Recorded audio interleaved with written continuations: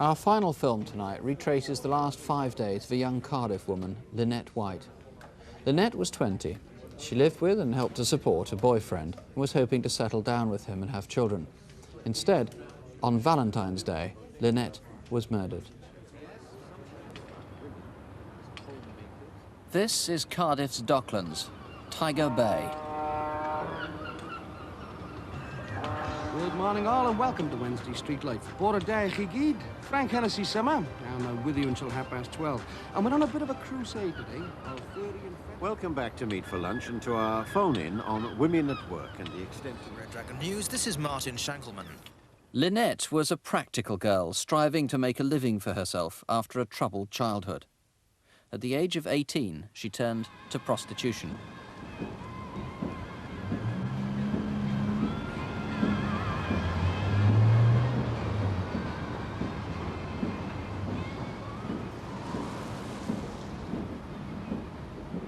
Every night, 7 nights a week, she'd work here from 6 p.m. till 1 a.m., often taking clients to a flat in James Street.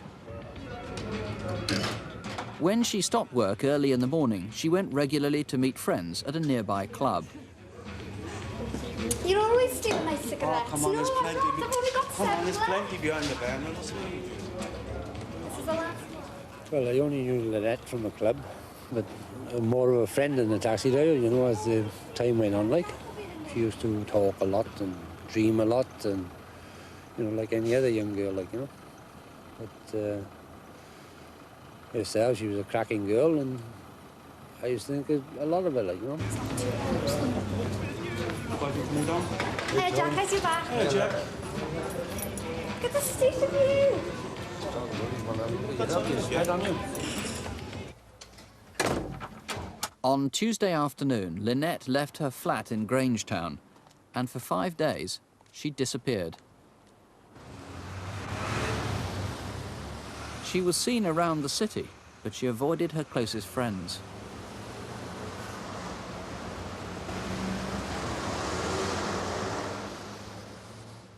This chemist shop is just around the corner from Lynette's flat, and she came here every Saturday to buy supplies of condoms.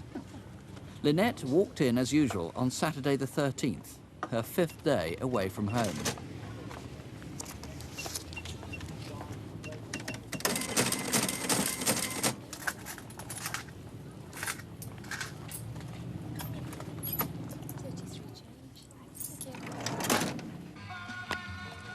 Later on that evening, an old school friend saw Lynette standing outside a disco known as Monty's. Really? That's fire. I'm looking for my father. Have you seen him? No. You come in. Yeah, in a sec. Lynette almost certainly was not waiting for her father. She hadn't seen him in a year. It's not known if she did meet someone here or left alone, but she stayed here till sometime after 1 a.m. By now, it's Sunday. It's February the 14th, Valentine's Day.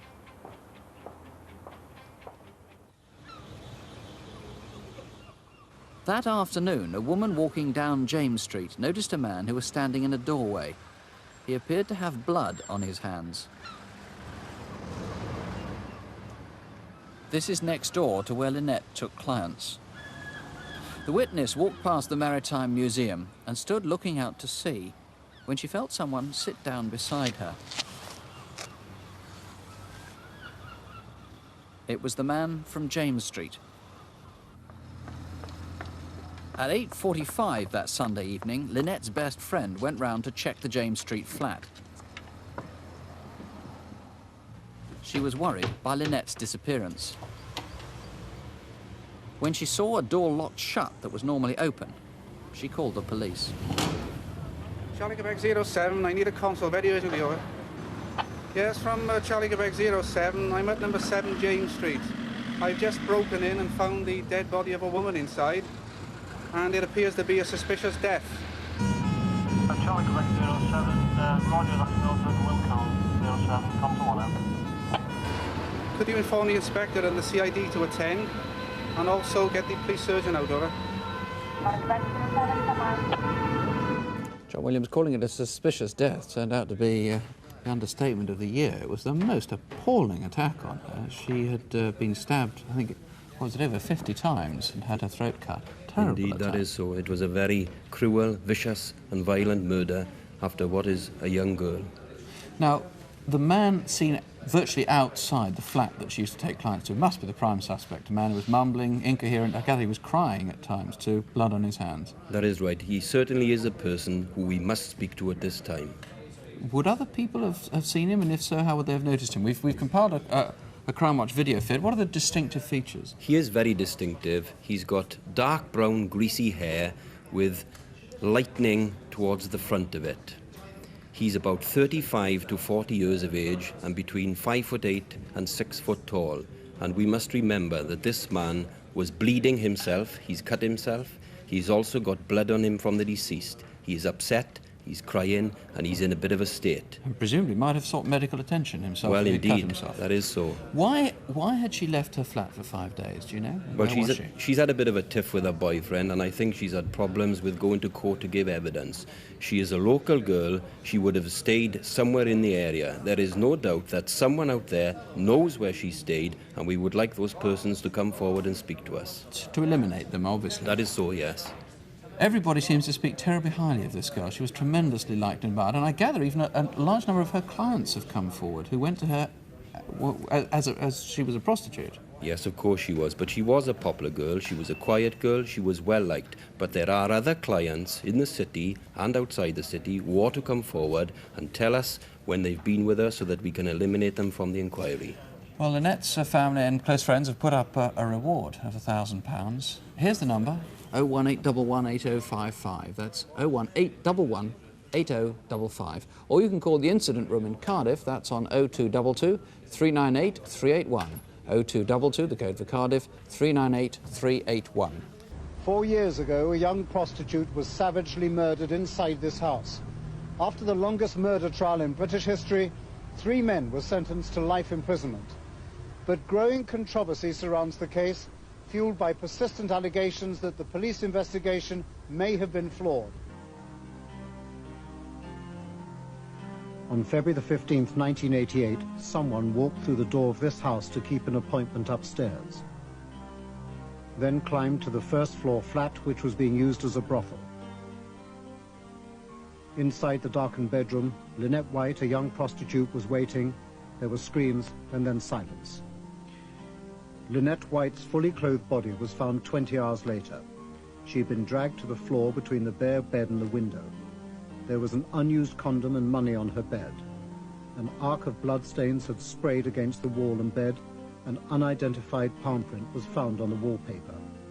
There were further bloodstains under the window and on the skirting board. Blood that was not the victim's had been found smeared on the bottom of her jeans. She had been stabbed over 50 times in a frenzied attack. All the evidence suggested that neither sex nor robbery were obvious motives. We had a call in the evening, and I drove down by car with my colleague. And in the corner nearest the window was the body of a girl with obviously very severe injuries and a lot of blood about her. I think she had her throat cut more than once because it was a very ragged wound with multiple tails on the neck wound. And either before that, but probably after that, she had multiple stab wounds, some of which were inevitably after she was well and truly dead because it didn't bleed at all. For nearly a year, Bute Town was gripped by nervous apprehension as police grappled with the mystery. Then suddenly, South Wales detectives charged 5 local men with the slaying. All denied the accusation. 3 were sentenced to life and 2 were found not guilty and freed.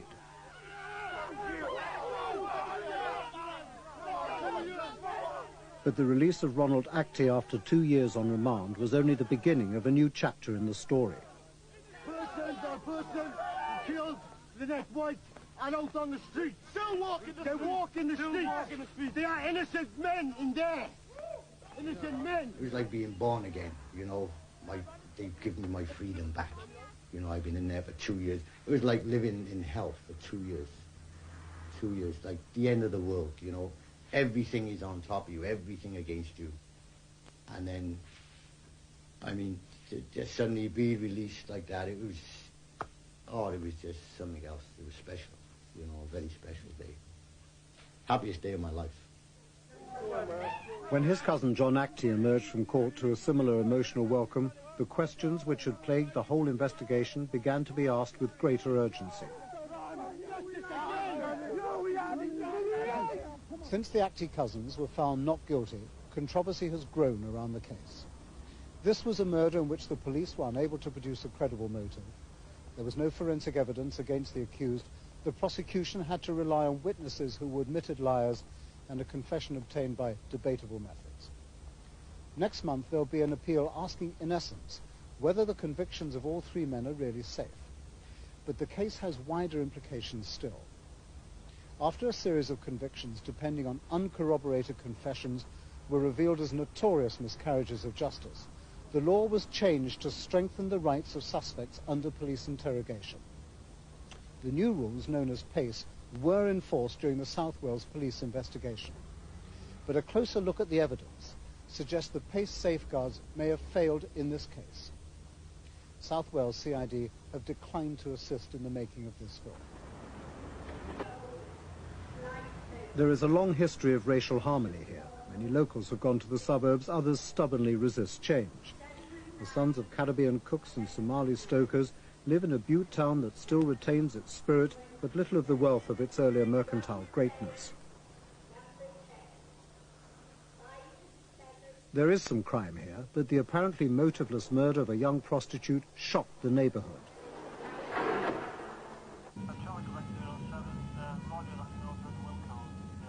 Prostitute murders are often difficult to solve.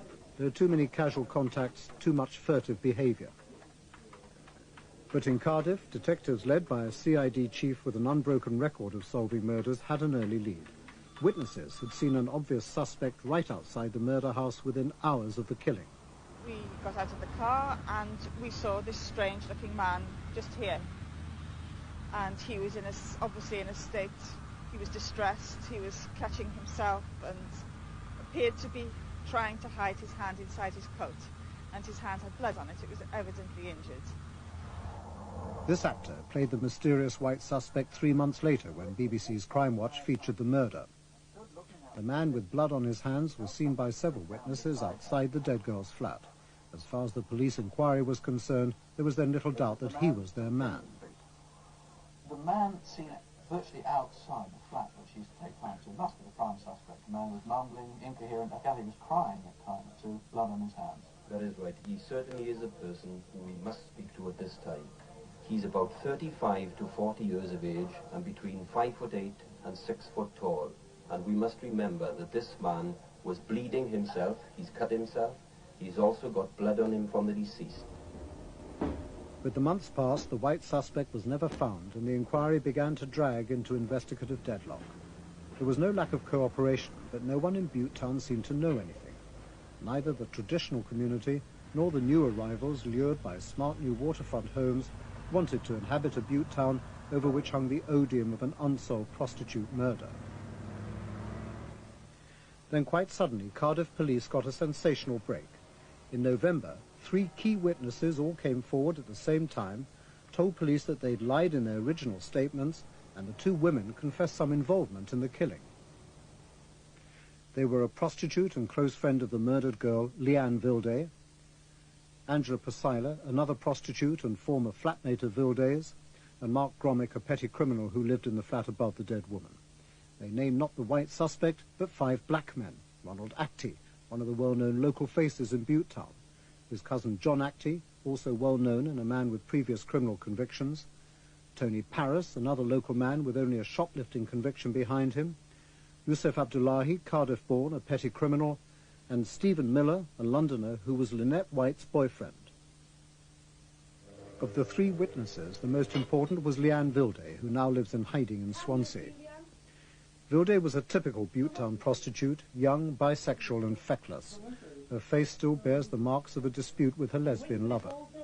Like many of her colleagues, she lived a dangerous and unglamorous life. She knew all the 5 accused men, was the lover of one, had a child by the relative of another. She rented out the flat in which Lynette's body was found and actually led police to the body. Then she says she lied to them for 10 months before suddenly and inexplicably coming up with a version of the murder which helped send 3 men to prison for life. Vilde claimed that she and Pasila had heard Lynette's screams in their flat across the road and had run the 70 yards to the house. The front door was already open and they ran up the stairs.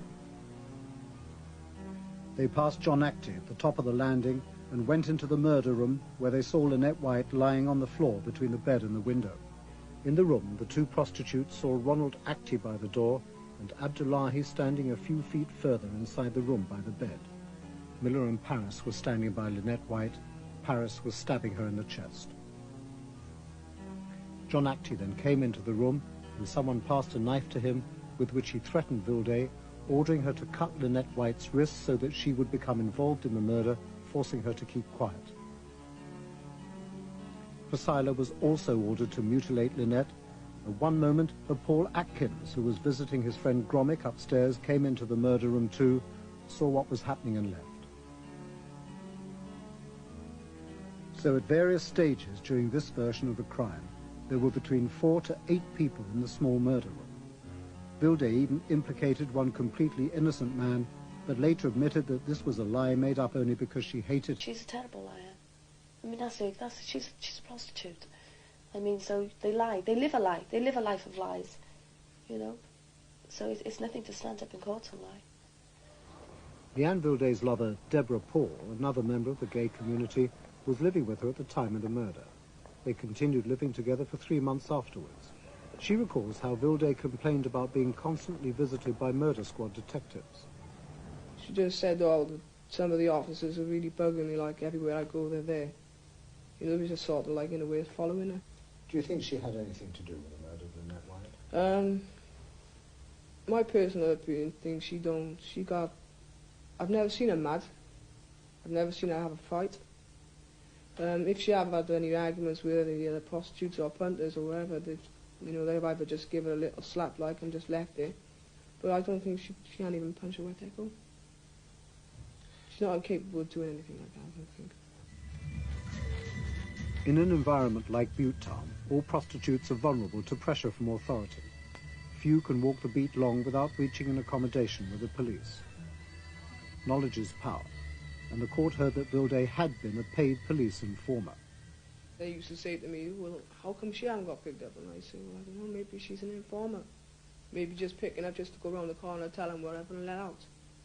But every time she used to say to me, oh, I got picked up, I used to say, well, where's your charge sheet then? Oh, I lost it. Oh, I'd lost it in the next punter's car or whatever. She used just to lie like, I believe she was a police informer. But could she also have lied in court? Leanne Vilde will not talk to us on camera. Much of her story is impossible to check. However, she said the only reason she had run over to Lynette White's flat was because she heard her screaming 70 yards away. The police don't seem to verify this point, but we decided to put this claim to scientific test. We invited an actress into the murder flat.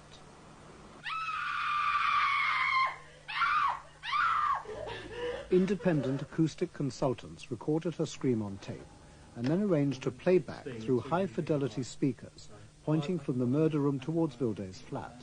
No, that's fine. No, that's 116. Right, 115 at one. Highly sensitive listening equipment was then taken the 70 yards over the road and into the third-floor flat, then occupied by Vilde and Angela Pasila. The scream was then played back at normal level, passing through 2 sets of windows. No. Anybody hear that? Not a thing. Can we repeat it at plus 10 dB, please? Okay. Even with the flat window open, the scream was barely audible, and the engineers ignored the impact of surrounding noise that came from a nearby club on the night of the murder. Okay, coming up any second. Our tests showed that when we replayed the normal scream in this flat, it was not audible. It was impossible to reconcile the scientific facts with the final statements of both Vilde and Pasila. Even when the screams were amplified by a factor of 3, they were scarcely recognizable. In this flat, we found that it was just about audible, but it just sounded like a muffled squeak. It's not the sort of thing that anyone would remark upon unless they were sitting very quietly and we were listening out for it. Vilde and Posila's truthfulness was crucial to the case against each of the 5 defendants. At the trial, even the judge noted that they were liars. You have to do the best with what you've got, and witnesses come in all shapes and sizes, they come in all levels of credibility. And these, frankly, were awful witnesses, terrible witnesses. I would have been very unhappy to be taking a murder case. I would have been very unhappy to be taking a car parking case before the magistrates or the courts with witnesses like this. First thing is, you can imagine how dark it would have been up here. We invited the former Deputy Chief Constable of Manchester, John Stalker, himself a veteran of over 100 murder investigations, to visit the scene of the crime. This is the bedroom where it happened, okay? Now, the bed was out there. His immediate reaction was astonishment that there was no forensic evidence against any of the defendants. Scores of fingerprints were found, but they didn't match the accused men. Even a palm print made at the time of the murder remains unidentifiable. My impression is that having begun with an open mind, as all good detectives do, that has slowly dropped away, the options have fallen away, it's become narrower and narrower. It's until 10 months on, they only have one possible chance of solving this, and that is by interviewing and obtaining admissions. Because forensically, this case is a non-starter so far as the suspects are concerned. There are no good witnesses. All that there is in this case, if it happens, are admissions. That's all. Armed with the new statements from Vilde, Posila and Gromick, South Wales detectives were ready by December to pick up the 5 suspects. When questioned, 4 of them were vehement in their denials and never gave way during prolonged questioning. Detectives then began to concentrate their interrogations on the 5th man, Stephen Miller, Lynette White's former boyfriend. Miller has a very low IQ and was psychologically assessed as being highly suggestible. The police interrogations with Miller took place over a 4-day period inside this station in the presence of a solicitor. They were tape recorded and lasted a total of some 14 hours. At first Miller denied involvement, but after nearly 13 hours of questioning, he made this statement. At that time, I think Leanne came in. She started shouting. She said something to somebody. As far as I could recollect, she said something to somebody. She ran out. Then after that, all I saw was Toy just went fucking crazy, man. So I started stabbing. You know what I mean? Clearly, this was oppressive questioning over 19 interviews. And oppressive within the definitions set by the Police and Criminal Evidence Act. Oh yes, and I think that there are 2 things you can go along. Certainly oppression has been defined as behaviour which saps the will of the individual such that that individual says things they would otherwise not say, or doesn't say things which they otherwise would. So the sapping of the will. Lord Lane narrowed it down to actually going along with the Oxford English Dictionary definition, which was about burdensome behaviour. And of course, I think that fulfills the criterion for this set of interviews. Dr. Eric Shepherd is a forensic psychologist who specialises in teaching ethical interrogation techniques to police forces throughout Britain. We asked him to analyse the Miller tapes and the statements of the key witnesses against him. By reducing the complex information into a pictorial dimension, Dr. Shepherd was able to spot the police techniques as they interrogated Miller. Most people see oppression as something which is very loud, knockabout, shouting, swearing, screaming, shrieking, and that does occur, particularly in tape 7, where the officer completely loses his cool and gets angry with him, shouts at... Dr. Shepherd noted that once Miller had been chastened in the interrogation, a new, friendlier team of detectives interviewed him. They began creating a scenario which tempted Miller into taking the first steps down a path which at first may have seemed safe for him, but ultimately led to his conviction for murder. From tape 5 onwards, from interview 5, the police officer interviewing then, one of the 2, suggests that he might be under the influence of drugs, blocked, and therefore he wouldn't remember anyway, would he? Now, although he rejects it then, that is the seed. That's the seed which then migrates into subsequent interviews. Now, I have to say, it gives me no great pleasure to do it, that the solicitor in this case, in my view, let the client down badly. There were countless occasions when he should and could have objected to the way in which the interview was taking place. There was numerous occasions when he could and should have interfered. Out of common fairness, it didn't need legal knowledge, it was just obvious that the man was being browbeaten, in my view. Miller's confession led to his conviction, and although the jury was repeatedly warned to ignore it as evidence against the other 4 defendants, they clearly couldn't put it out of their minds. Miller was bitter as he went to prison.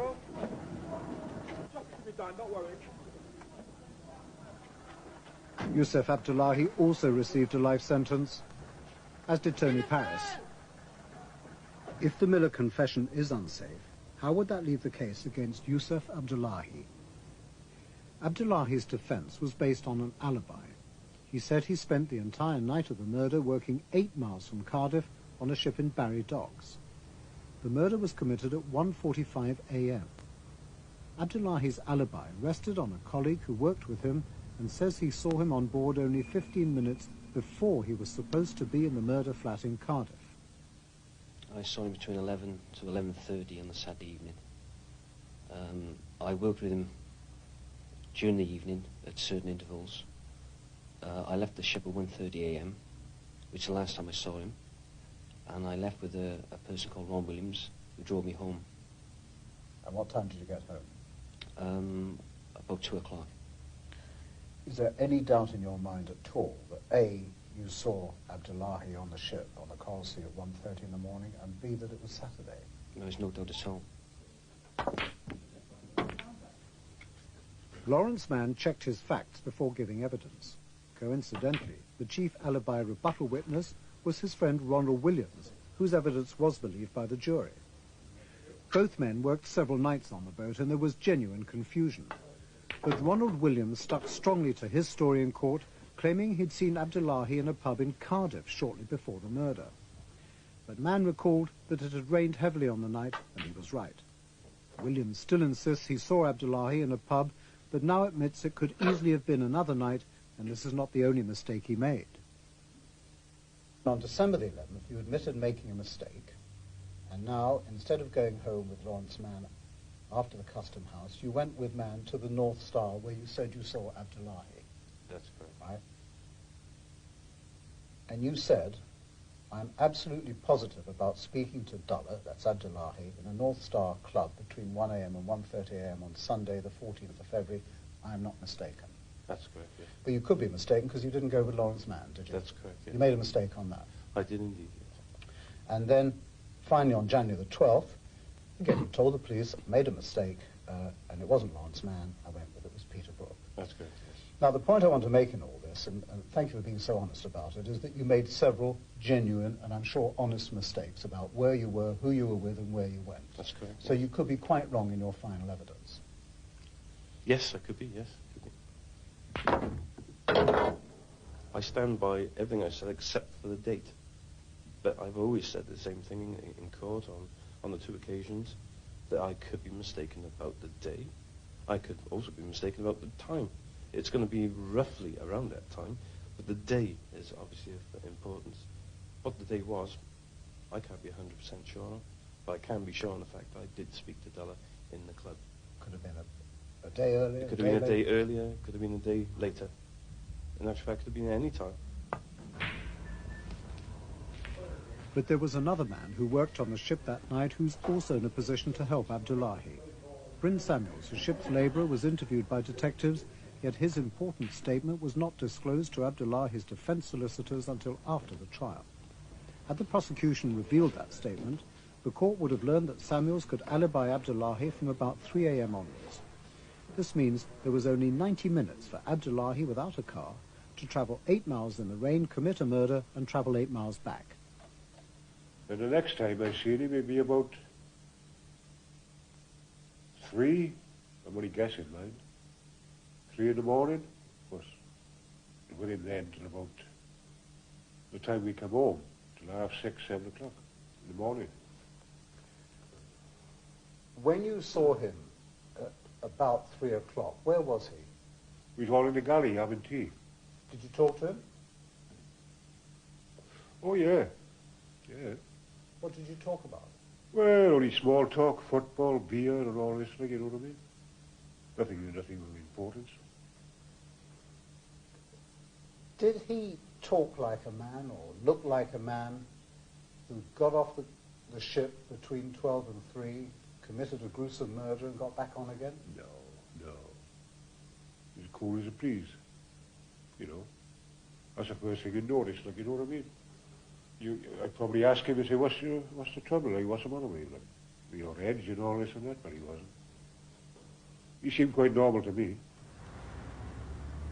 If Abdullahi's alibi is true, and if Miller's confession is deemed to be too coerced to be safe, that leaves the prosecution case against only one remaining defendant.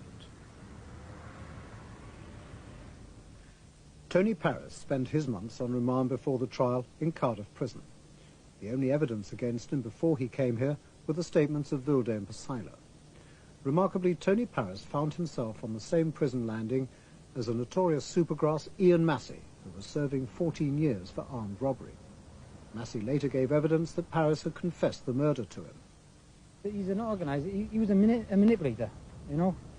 He knew what he was doing. He knew it, right from day one, he knew what he was doing. What was his view about that very long sentence? I think he's still serving 14 years. Yeah, 14 years. Well, 14 years to anyone is a long time, isn't it? And I don't think anyone wants to do that, especially him.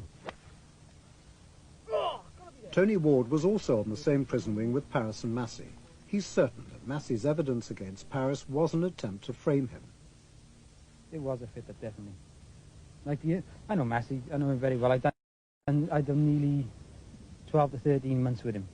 And that's a long time to know someone. I know his ins and outs. And in short, he is a liar. He is a liar. He'll do anything. He will do anything. And do you really think that he would help frame a man for a murder he didn't commit? Yeah. Yeah, you've got to see him to know it. If Tony Ward is telling the truth, then the sum of the witness evidence against the three men leaves room for considerable doubt. There are times when you say, well, we've got the wrong guy, or we don't have enough evidence against the right guy, we'll let him go and we'll keep on looking for the evidence, and if it comes, we'll bring him back again. But the one thing that you must not do, if you regard yourself as a professional policeman, is see it as some sort of defeat for you, professionally or in a credibility sense with your peers, that you don't get a conviction. What forensic evidence does exist seems to point elsewhere. Mystery bloodstains were found on the wallpaper by Lynette White's body and on the legs of her jeans. This blood probably came from the killer's hand when it slipped down the knife as he was inflicting the deep wounds to the body. Yet the blood on the wall was found not to belong to any of the defendants.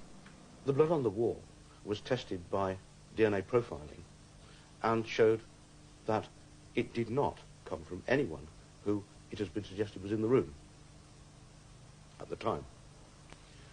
Blood grouping tests on that indicated that the blood on the wall could have a common origin with the blood on the legs of the jeans. These two factors taken together clearly indicated the presence of another person, a man, who was injured at the time. And a man who was not one of the defendants. Indeed. The judge in the trial was puzzled by this. He reminded the jury that there was still a problem over the unknown man whose blood it was, and asked why it was that he hadn't been named by Vilde or Pasila.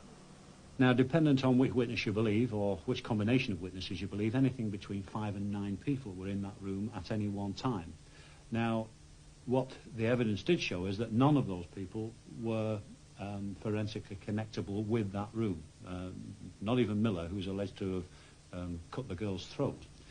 But what was in that room was evidence against someone else. There was evidence of a palm print, there was evidence of a rare type of blood, which was nobody's blood of those that were arrested. So quite clearly, the outstanding, unanswered question here, and it's so important, is even if these people did do it, and I don't believe that they did, who did? Because whoever it was, he left his mark. This is the pub from which Lynette White, Leanne Vilde and Angela Pasila operated. The mystery man who took part in the killing may have been a sixth man, or he may have been a man alone. The evidence of Mark Grommick, the other key prosecution witness, alleged that just before the murder, he let 4 men into the house, 2 of whom he described as defendants.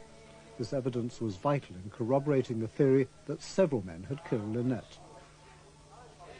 Grommick lived directly above the murder room. Having let the men in, he said he also heard them shouting at Lynette seconds before she screamed as she was being stabbed. Years ago, paddle steamers. When Lynette White was killed, Paul Atkins was upstairs spending the night with Grommick. Atkins, like many of the witnesses, has several criminal convictions. He told contradictory stories in police statements and when giving evidence. Like Stephen Miller, he's a man of limited intelligence. However, since the murder, he's found a new stable relationship with another man, and for the last 4 years has stuck consistently to one version of what happened on that night.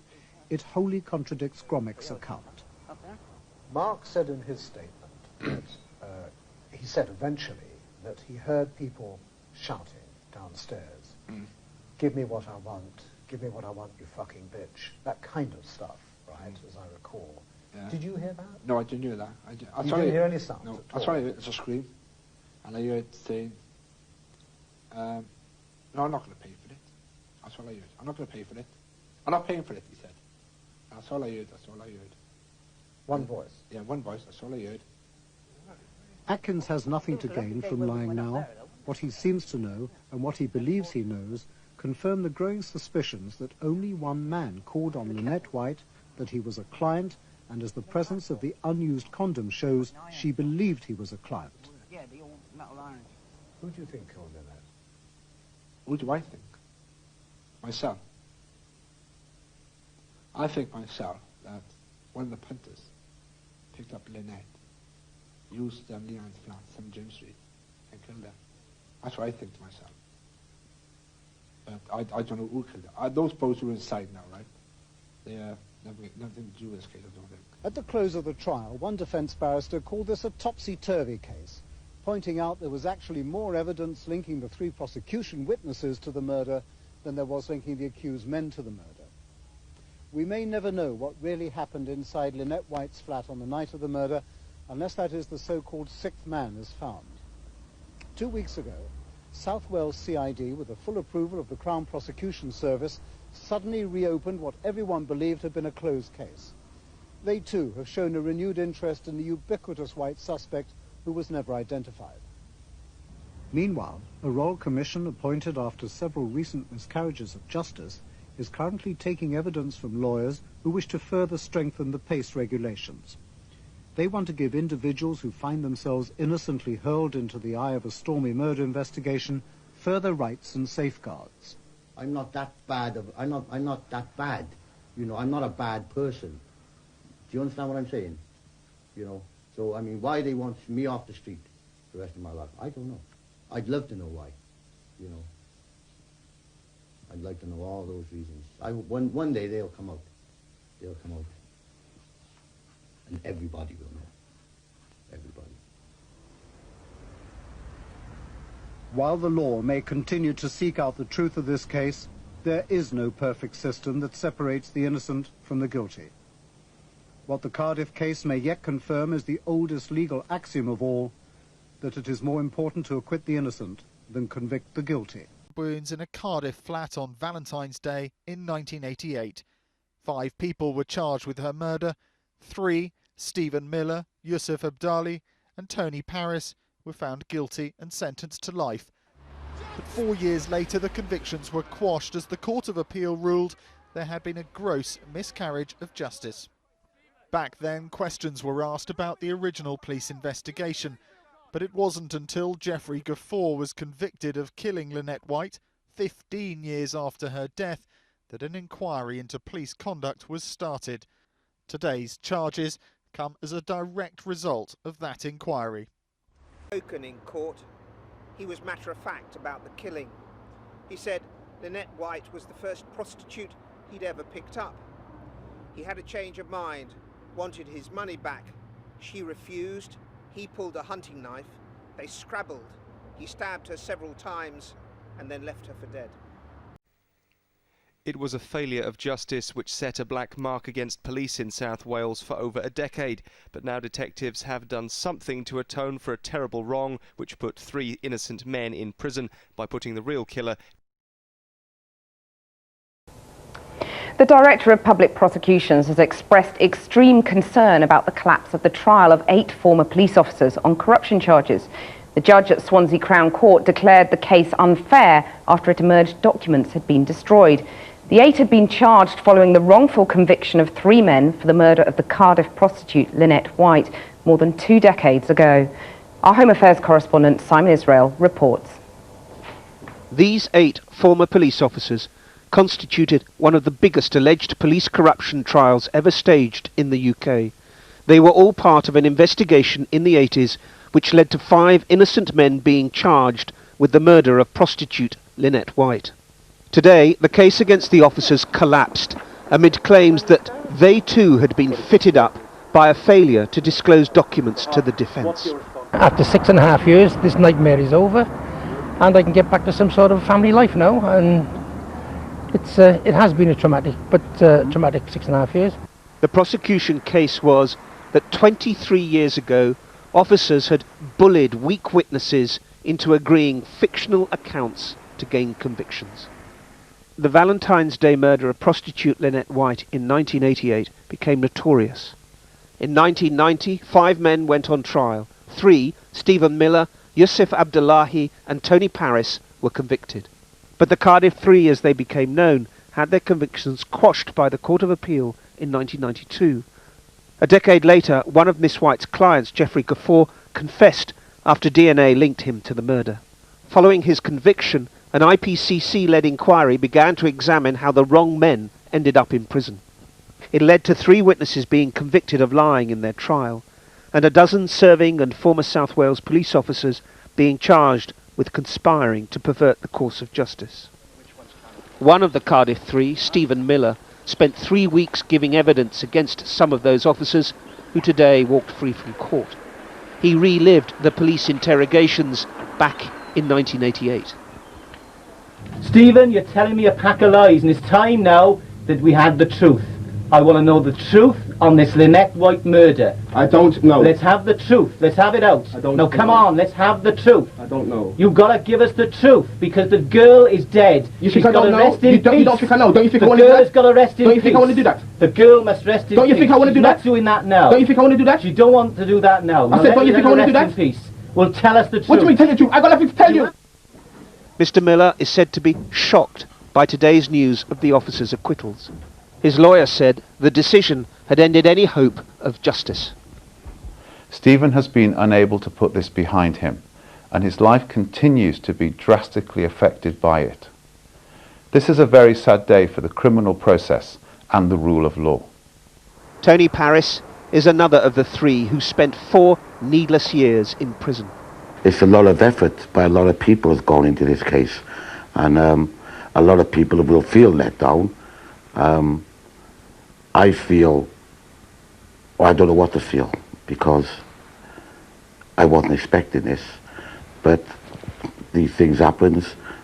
There's nothing I could do about it. I was only a witness anyway, so I just got to get on with things and let the authorities do what they got to do, if they're going to do anything. They, the police and CPS, have announced a new inquiry as the prosecution threw in the towel. The case had been dogged by defence claims of repeated failures to disclose to them material.